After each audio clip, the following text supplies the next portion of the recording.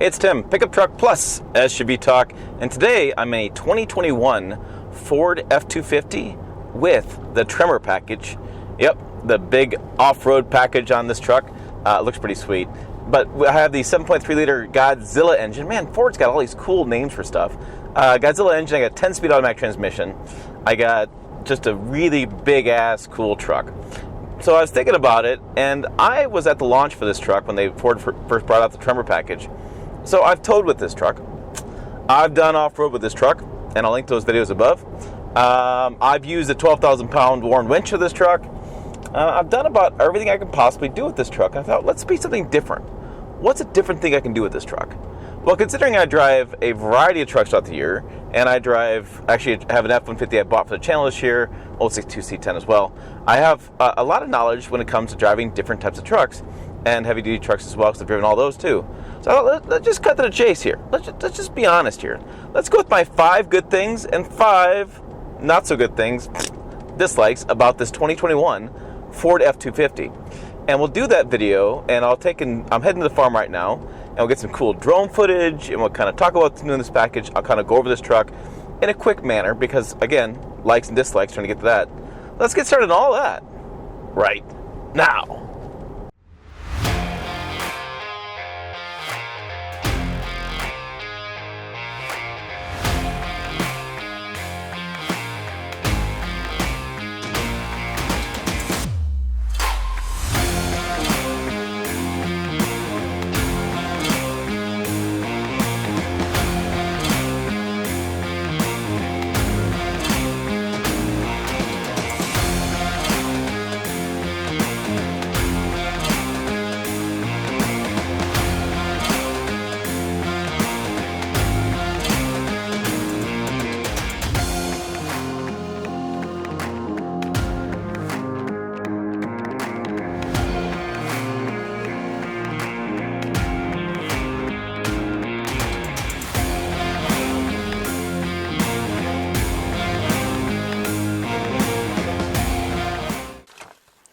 Okay, let's take a look at this. This is a 2021 Ford Super Duty F250.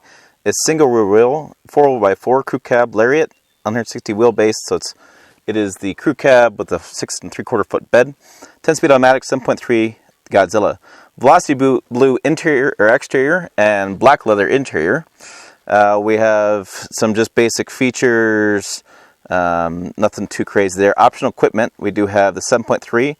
Is $2,000 more than the 6.2, I believe is what they call that. 10-speed automatic, 4.3 electronic locking rear axle, 12,000 pound Warn winch.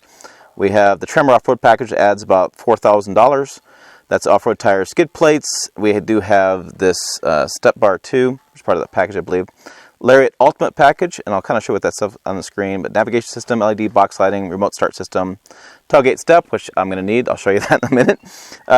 Heated and ventilated front seats, driver memory seats. So base price is $52,730. Total options, everything is $67,000. You get $570 off with the Tremor Ultimate package. This is built in. Let's see, sold to Ford, shipped to. There's your safety information, and there's your environmental stuff. I don't see where the build is. Oh, final assembly plant is Kentucky. That's right, Kentucky. So let's go ahead and talk about this exterior. Okay, so this is the Velocity Blue F250. We can see it's got a 1-inch lift because the front springs are different. It's a suspension lift, it's not an actual lift. We have 12,000 pound Warn winch in the front. We have the big front end. It's the chrome package on there. I know there's fans and not fans of the chrome, I get it, but I kind of like the way it looks. I do have the lights on, because I just turned it off. These are the big Goodyear Duratrack Wranglers. I will say that, they have quite a bit of meaty rubber on them overall, but, I was pretty impressed. So on the road noise, I didn't really talk about it because you don't really hear them that much, which is surprising because usually you hear off-road tires a little more than you would stock tires, but I didn't really hear these that much. They didn't really bug me that much. We always have the interesting part where we still have the turn dial. You can actually lock the axles as well if the electronics not working inside. There's our badging on the side. The big tow mirrors, because we have a convex below, and we have the big mirror on the top, and we have kind of a cool look there, Ford there. And I believe, yeah, there's puddle lamps here that will shoot out at night to illuminate around. I'll talk a little bit more in the video. F-150 has what's called zone lighting. You press a button, shoot lights everywhere you want to. This has got some lighting to it, just not quite the same feature. This is the big running board, and we have the keypad there. Now, if you're at all curious, so I am 5'7", about the same height as the mirror. So when I open the door, yeah, it is. This is my knee. So these are just at my kneecap, and so it's one of those deals to get in the cabin. So if you're curious, if you're short, this is a truck to get in and out of. Takes a little bit. So coming around the back, we have the Tremor badging on the side. We do have the fuel fill here. We should have the diesel. Yeah, so this is built for diesel or gas, either one. You get the DEF there, or you get diesel there. So same one, whether you get the gas engine or diesel engine. The rear, we have the rear springs and shocks and stuff. You can see that combination there. And come around the back, we had big Super Duty spelled out. Now this was all pretty clean. I came down dirt road, so sorry about that. It was beautiful. Oh, and there's always a question. And big tire back there. There's your spare tire. So that's what it looks like. And yes, there's probably a little rust on the differential. So dampened tailgate, which is nice. And then we have lockdowns or tie downs there, there, and there. A couple lights there. We have the chisel lamp there, and then thankfully we have this guy. So guys like me can get in, but still, not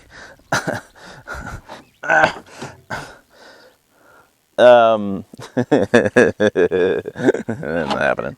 All right, so it's just a tall truck. It's just what it is. So there is the exterior, and then interior wise, I've had the seats folded down because I've been hauling some stuff, but we have the seats fold up. Excuse me. We do have the locker here, so you can actually lock that and then unlock it. So you could store, I guess you could store some stuff in there. Yeah, and stay. Oh, there's little brackets there to come up. There we go. And then that's how that works there. So you can store some stuff there. This comes down. So there you go. There is storage underneath the seat. And the seats, I don't have a sunroof in here, moonroof or anything like that. I do have a 12 volt back here, USBs, and I do have the plug-in. So that's kind of nice. And inside the truck, let's go a little faster. I'm taking my time here for whatever reason. As I get in, memory seat buttons. There's your interior. This is started up. Okay. And then there is the rest of your interior. These are pretty cool cup holders. Lots of different varieties there. And we have the charger there. So Super Duty there. Big storage down there. You have the Warren winch adapter. So you can press that button, electronically controlled on the winch. So yeah, and then there's those lights. You can turn on those lights. Turn on those puddle lamps. So that is the interior and exterior. And let's talk about my 5 likes on this truck. Okay, coming outside the truck, my first like is the looks. This thing is pretty cool to look at. I mean, let me just back up and kind of give you the Wyoming here landscape of this truck, which is probably the only place this really fits is Wyoming, but or rural areas. This is a pretty cool looking truck. It's turned some heads this week. Definitely gets people's attention, and I just like it, and I like the size of it too. Yes. I have trouble getting in and out of it, but I do like the size of it. I mean, the looks and the style. The style of it, the tires, the size, I mean, it is pretty cool. Big fan of that. I'm also a big fan of the 7.3 liter V8 engine, the Godzilla in here. I don't know, I'll see if I can open the hood and even show it to you guys, because I don't know if I can, but let's see if we try that. All right, what do you know, I got it open. So this is the 7.3 liter Godzilla engine. I mean, everything is getting more complex these days, so it's nice to have an engine option that's not so complex. Even though you do give up some fuel economy. And this has got some pretty good torque and horsepower, and I'll put it on screen. So, I mean, it's a nice powertrain. It really is a nice powertrain. I've never heard anything bad about it so far, and people seem like they really enjoy it. So, okay, so let me... Hey, I was able to get that down. Let's come over here. There's one more thing I really want to talk about as far as likes, and that's something that other brands like GM, cough, have gotten rid of, but we have power adjustable pedals. Power adjustable pedals. I have multi-way adjustment for the seat. I have adjustment up here for the seat belt. I have a tilt and telescoping steering wheel, and I have memory seat buttons for all that kind of stuff. So what is that? What am I getting to? What's that all mean? It means that any size person, male, female, can get a good driving position in this truck and set that to their unique size.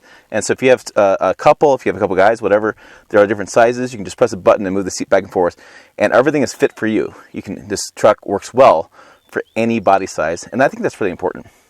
The last thing I like, and I'll show you some video on the screen, is got to be off-roading. This thing is just so cool. One other thing on this is, with this smaller screen, you don't have the 360-degree view like on the F-150 you do. So this would be nice because this truck is so much bigger than the F-150. It'd be great to have that bird's eye view here. That's why I'm saying a bigger screen makes a lot of difference. All right, one of the things I want to talk about, and this is a little controversial, and kind of, it's a like and dislike kind of in that realm, is let's talk about ride quality. And this is, like I said, a little controversial. Last year I did a video on a 2020 Ford Super Duty, I think it was last year. Last year feels like it took forever, on the Ford Super Duty, and that one was not a Tremor package, and it just was a stock F250. And Roman at TFL had the same truck I had, and we both made the same comment about how the ride quality on that was, well, it was rather stiff. And it was kind of interesting because in the comments, a lot of people took that as being anti-Ford, and you're a pussy, and what the hell, you don't know what you're talking about. And it was interesting because a lot of the owners were saying in the comments that they just took air out of the tires, or they used the, I think they're Carlisle suspension upgrades. So owners were doing something about those as well as journalists talking about it. All right, number 4 thing I don't like about this truck, and the air dam kind of blocks me from seeing it, which is 4B, I guess would say. This is 4A, the air dam's 4B, because that thing's gonna get ripped off. It's gotta be the overall ride quality. I know, it's a truck, it's supposed to ride like a truck. But on some of the bad roads, this thing rides pretty rough. And it also has to do with the front axle. And yes, independent front suspension, I think, is better for the ride quality. And I know durability, people love the front axle, so there's some argument going on there. But just something you need to know if you're going to shop for this truck, that if you want a smoother riding 3/4 ton, this is not it. And in the video I did, I basically just pointed out that this is a front solid axle, and the GM products use the independent front suspension. So, if you're looking for better ride quality, go with the GM. You're looking for maybe more of a stout front end, which is arguably, people argue all the time about that, but I tend to think of a solid axle as being maybe a little more stout. Then go with the Ford. I mean, that was my entire point in that, but I can tell you that truck hurt. So I was really curious what this Tremor would feel like. So typically with off-road trucks, one of the things benefit you get is you get a little bit softer suspension because this is made for more off-roading. Now, when you do that, it means when you hook a trailer to it, you tend to have more squat in the back because you just have a softer suspension. Just a pro and con. You can't get the all worlds because off-roading, you give up something. And so I have these big off-road tires on this, and I have the off-road suspension. So I thought, well, hey, this is a good time to talk about ride quality and the differences. I've driven this truck around a lot this week. Probably have maybe I'm over 200 miles on it. And I will tell you, it's very mixed. So I grew up in Michigan in the 80s and 90s, and there was always lifted Chevy trucks or lifted Ford trucks. And back then, when you put big tires in a lifted truck, you tended to have an issue where, well, you had some ride quality concerns, right? So the lifted trucks, I mean, you would hear the tires whine. Well, I gotta get out of here. Yeah, there we go. That's a 7.3. You tend to have some tire whine. You tend to have, sometimes if you didn't have the alignment quite right, you have it float on the road a little bit. And in this truck, I find that it's fairly solid. I drove last night home in the rain, and it was a little slippery in the rain. But here's a difference. So I just did that whole segment on some pretty nice roads. Now I'm on some fairly okay roads. And I'll show you the camera here in a little bit and show you the roads. But these roads are just okay. And they're not amazing. And I can really, you can even almost hear my voice. I can feel the ride difference quickly. It definitely changes. And of course now it's raining again because it's been raining all week. But yeah, you can feel the ride difference. You can hear it in my voice a little bit. And like I said, these are just okay roads. There's a highway over here that has some really broken up pavement, and you really can feel the difference in your voice. And it's interesting because this truck goes from like riding really well, from being a lifted kind of off-road truck, to not riding as well. It's just a really interesting thing. So the skies have opened up here, clear blue sky, and I can't see the sunroof. but it's really coming down. And yeah, I still feel planted with the rain coming down on the road. So I have wet roads with not great conditions, not awesome conditions. But I can definitely feel the rear end kicking out a little bit. Like if I had a second, I'd put it in probably 4 high. I'll see if I can't do that. With those road conditions and with it being a little bit squirrely, I have noticed this truck tends to just float a little bit more. And there we go. We're out of the rain. Even Christmas. That's like a weird, I'm going to shift back 2-wheel drive. And shift on the fly is nice, by the way, too. But talk about that's a weird conditions that happen to be in this video. It's almost like a proving track where you drive around different road conditions and they rain and all sorts of stuff. That was very weird. So I'm going to say likes and dislikes on both of these. I do like the fact that on certain roads it rides really well, and I don't like the fact on not so good roads you really struggle. Like if I had to drive 100 miles or so on the beat up roads, I'd feel this a lot more in this truck than I would, say, a competitor truck. Not a big deal, just it wear you out a little bit.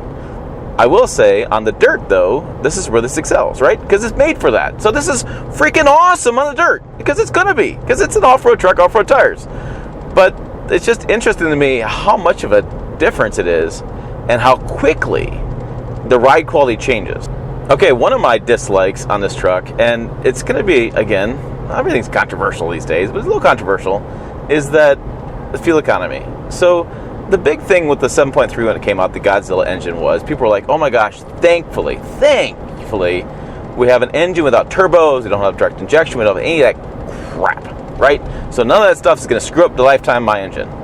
And that was really interesting because when that engine came out and people started driving it, the first comments were like, wow, why is the fuel economy so bad? It's like, well, what do you think all that stuff does? That stuff all works to improve fuel economy. And in this case, I mean, I really have some poor. So right now it's saying I'm averaging 13.1. That's across 160 miles. And I found that Ford can be pretty accurate with their computer. So let's just say 13. And if I looked at some owners and stuff, depending on your driving, anywhere from 11 to 15 would be in that range. Well, for today's world of trucks and things, that's kind of on the low end. That's not amazing. And again, variety of factor for that. Physics, right? I'm taller. I have more rubber at the wheels. I have a 430 rear end. I mean, I have a lot of weight. I mean, so weight, height, everything kind of works against that fuel economy. And being that the engine is pretty, bare bones. And so this is like the engines they used to build years ago. So I'm not going to get great fuel economy in this. But that's can be a pro and con. I mean, that's a tough pill to swallow when you're driving, a long distance or so, and you're only getting 13 miles per gallon. I mean, that's pretty low. Now, the conjunction of that, which is like my other dislike, is that in this configuration, you only have a 34-gallon fuel tank. So they make a configuration that gets a 48-gallon. I believe I've checked my tech specs, but I believe I'm accurate there. When you look at that, 34 gallons of fuel, because this is a 6 3/4 foot bed. If I went the 8 foot bed, I get the bigger fuel tank. Because of that, my range, like right now, I have a half tank and a little more than half tank, and I have 244 miles to empty. And now that is a computer calculation based on your driving speed and what you're doing and your average mile per hour and all kind of stuff, which is the same thing as driving speed, and conditions. And so, I mean, that's the computer trying to figure out what your range is left when you're driving this way. And so, yeah, I'm 243 miles to empty. So if you think about that, 34-gallon tank, 13 miles per gallon, that means only 300 miles or so of range. I think when they brought it here, filled it up from Denver, it was 340 miles of range. Well, if you're driving 80 miles an hour, that means you're filling up twice on a 8-hour trip. Well, with gas prices being where they're at, which that's what's going to be, you're looking at $90, probably $75, $90 to better fill up. So when I put that in real terms, if I were to drive from here to Denver, which is about 180 miles, I'd probably use a half tank, if not more, because of the conditions and driving 80 miles an hour. So let's say I use 3/4 of a tank there and back. And so a trip for me to go to Denver is over $100 in fuel. And I have to stop and fill up at least once on that trip. I think that's the bigger thing, is especially I've talked to some viewers up in Canada, and they do the oil, they run the oil lines up there, and they drive hundreds of miles to get to their job site every day, or to switch job sites, not every day. That's range is their biggest issue. And so 34 gallon tank on 13 miles per hour, or 13 miles a gallon, is going to be some problems. Okay, now let's talk about a few random like Timisms. Now these are dislikes, and I get a lot of crap for these, but that's all right. Let's do it anyways. It's not really a dislike. What I find really fascinating about this truck is that I did buy a 21 F-150 Power Boost, the hybrid, for the channel this year, just because I wanted to test it out for the year, and you know, maybe not even the year, but I wanted to test it out, really get to know it, really drive with the Ford quite a bit, because you get these for 7 days, you don't always get the full picture of what the truck's capable of. And I find a couple things are very interesting with that when I look at this truck. Is that, number one, the shifter is so different. So I have a column shifter, and this is a column shifter, right? The column shifters are so really weird. It's just how different they are. I'll show you some video on the screen, and I find that this one, I would love this one to be more like my F-150 is, because that shifter is a little bit bigger, a little bit easier to use. This one feels like a toothpick instead of a baseball bat like you'd want in an F-250. And I find that weird. Again, Timism, absolute Timism. I just find it weird. I just would think in this truck, I'd want the bigger shifter. And it might be a situation where it interferes with the air vents or something. That's why they went with a smaller shifter. But yeah, I don't know. I just thought, in this case, the bigger shifter would be nice. The other thing that's kind of a Timism, and maybe this will happen when they refresh the Super Duty, is the screen, the infotainment screen. It's fine, but this is the old sync system.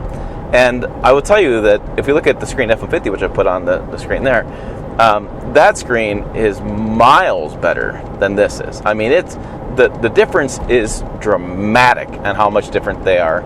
And I would really like to have that screen, the F-150, and this 250, because I think it'd make this truck feel a lot better. I mean, as far as what I'm putting into it for the money. So $67,000 is 67, 64. So yeah, I was right. $67,000 would those payments be a lot easier to make if I had maybe a little bit better screen here, a little bit big, better shifter, just a few things that are BS little items, are not truck guy items.